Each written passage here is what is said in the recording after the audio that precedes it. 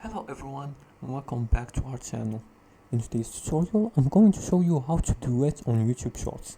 Want to react to or collaborate with another creator? The duet feature on YouTube Shorts allows you to put your video side by side with another shorts, so let's dive in. The first step you want to do is to find the short you want to duet with.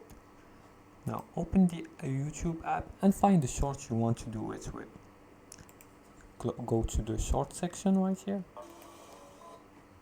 Click here and you're gonna tap the share button and check if the video allows for duets. Let's see here. As you can see, this video doesn't allow for duets. Now you're gonna search for videos that allow duets and click on it and tap remix here. This option will be available. Let's see here. As you can see, there aren't lots of videos that allow to duets. Now you get the idea. Once you find a video that allows to duet, create your duet video by tapping on the remix button right here. This should be available. Like you see, feature not available for this video, so make sure to look for videos that allow this feature.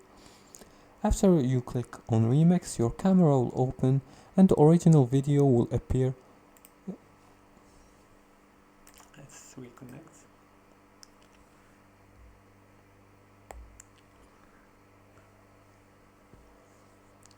I'm just gonna reconnect my Android device to my computer so I can start mirroring.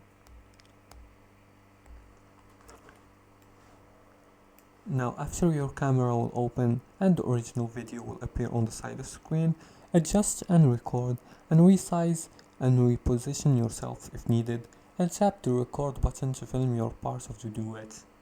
For the fourth and final step, edit and publish by adding text, filters and music, and click next and add a caption and post your duet.